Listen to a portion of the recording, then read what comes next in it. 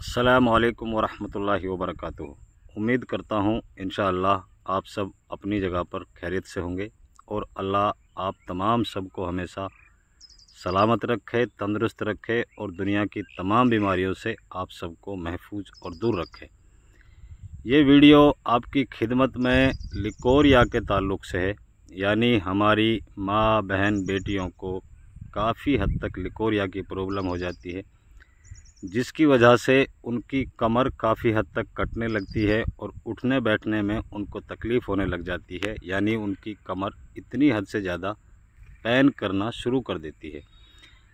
दूसरा, तमाम भाइयों के लिए, बुज़ुर्गों के लिए, बेटों के लिए जिनको धात की प्रॉब्लम हद से ज़्यादा रहती हो और काफ़ी इलाज कराए हों और फिर भी इलाज से मायूस रहे हों, तो इंशाअल्लाह हमारे इस बताए हुए नुस्खे को आप आज़मा कर देखें। आपको भरोसा दिलाता हूँ इंशाअल्लाह आपको धात की प्रॉब्लम नहीं रहेगी। चिपचिपा पानी आपको कितने टाइम से आता हो, कितना भी इलाज आपने तकरीबन ले लिया हो, इंशाअल्लाह इस नुस्खे को आप सिर्फ़ 1 सप्ताह यूज़ कर लो, इंशाअल्लाह धात की प्रॉब्लम नहीं रहेगी और माँ बहन बेटियों को लिकोरिया की शिकायत नहीं रहेगी। कितनी भी कमर दर्द करती हो, कितनी कोशिशें कर ली हो, इस नुस्खे के इस्तेमाल से इंशाअल्लाह 1 सप्ते के अंदर अंदर मुकम्मल तरीके से, बिल्कुल कंप्लीट तरीके से ठीक। तो नुस्खे में सिर्फ 3 चीज़ें हैं, तीनों नेचुरली हैं, कुदरती हैं और कोई भी साइड इफ़ेक्ट इसका नहीं है। तो आपने 3 चीज़ें नेचुरली क्या लेनी है। आपको पहले नंबर पर सफ़ेद सलाजीत लेनी है। वाइट कलर की सलाजीत आती है जो मोटे डले की शक्ल में आती है और हर पंसारी के यहाँ मिल जाती है। आप सिर्फ पूछोगे वाइट सलाजीत, आपको एक ही मरतबा कहने से दे देगा।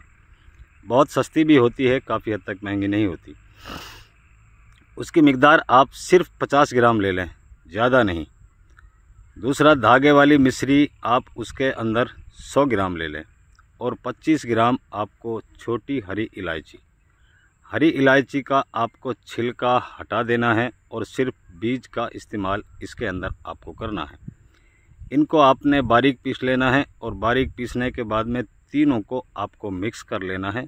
मिक्स करने के बाद में आप इनको, जैसा हम हर वीडियो में आप हजरात को बताते आए हैं कि कंप्लीट नुस्खा जब कई जड़ियों से मिलकर तैयार हो जाए तो उनको हमेशा कांच के बर्तन में रखो। हर दवा जो एक दूसरे में मिक्स की जाती है वो बर्तन को खाने का काम करती है, इसीलिए हमेशा कभी भी किसी दवा को प्लास्टिक के बर्तन में आप बनाने के बाद में ना रखें।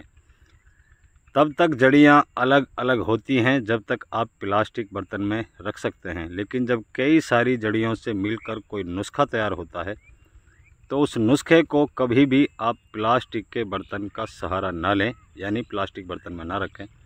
सबसे बेहतर रखना और महफूज रखना वो कांच के बर्तन आप इसमें इस्तेमाल करें।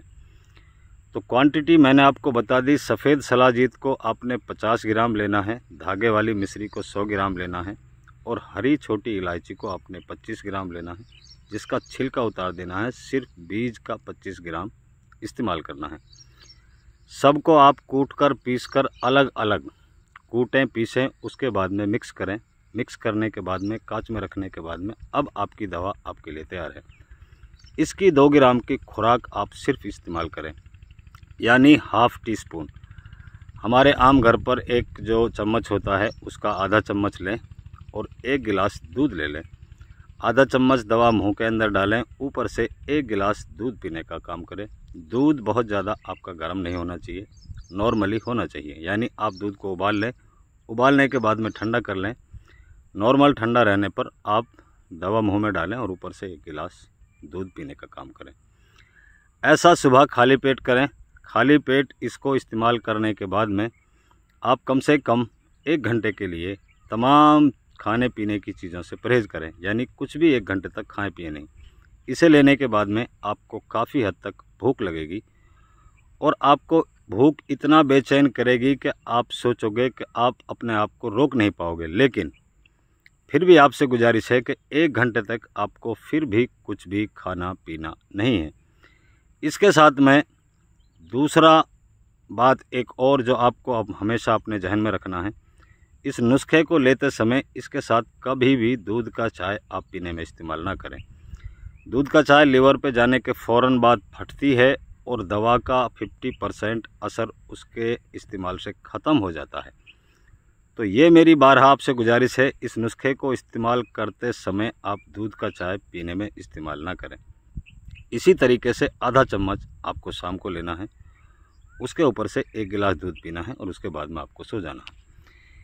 इसके अलावा इसका एक दूसरा तरीका और भी है, आप इसको किसी भी फ्रूट के साथ यूज भी कर सकते हो। जैसे आपने एक केला सुबह खाली पेट ले लिया, केले को चाकू की मदद से आपने चीर लिया, उसके अंदर 2 ग्राम दवा लें और चिरी हुई केले के अंदर उसको भर दें, छिलके को फेंक दें और केले को आप खा लें। 2 ग्राम दवा इसमें से आप केले में भी भर सकते हैं। इसी के साथ साथ एक आप एप्पल ले सकते हैं, एक सेब, जिसको आप छोटे छोटे पीस में काट लें, बीज को फेंक दें, हल्का सा उसको किसी बर्तन में डालकर कुचल लें, 2 ग्राम दवा लेकर उसके ऊपर डालें, उसको मिक्स करें, उसका पेस्ट बनाकर धीरे धीरे आप चम्मच से खा सकते हैं। ये भी आप खाली पेट इसका इस्तेमाल कर सकते हैं। इंशाअल्लाह सुम्मा इंशाअल्लाह 1 हफ्ते लगातार इस्तेमाल करो।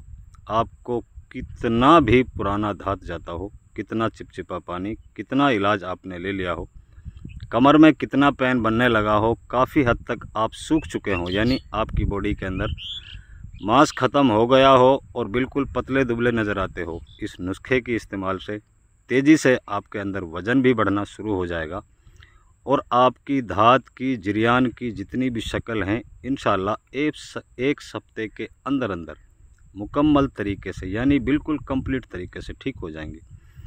माँ बहनों की कमर कितनी कटती हो, कितना सफ़ेद लिकोरिया जाता हो, रेड लिकोरिया जाता हो, काफ़ी हद तक उनको इन्फेक्शन बन गया हो, जिसकी वजह से उनको पेशाब में हद से ज़्यादा बदबू आने लगती हो, या पेशाब करते समय उसकी पेशाब में फ़ौरन चींटियाँ लग जाती हों, तो आप इस नुस्खे को आजमाएं। इंशाअल्लाह 1 हफ्ते के अंदर अंदर कंप्लीट आपका इलाज होगा। लंबे टाइम से आपको ये परेशानी है तो आप इसको 15 से 20 दिन तक इस्तेमाल कर सकते हैं। इंशाअल्लाह इससे ज़्यादा आपको इस्तेमाल करने की ज़रूरत नहीं है। तो मैं उम्मीद करता हूँ इंशाअल्लाह हमारे बताए हुए आप इस नुस्खे से ज़रूर फ़ायदा उठाएंगे और इसे ज़रूर आजमा कर देखेंगे। मैं आपकी दुआओं का तलबगार, आपका अपना खादिम, खाकसार देसी हकीम रशीद अहमद। अस्सलाम वालेकुम व रहमतुल्लाहि व बरकातहू।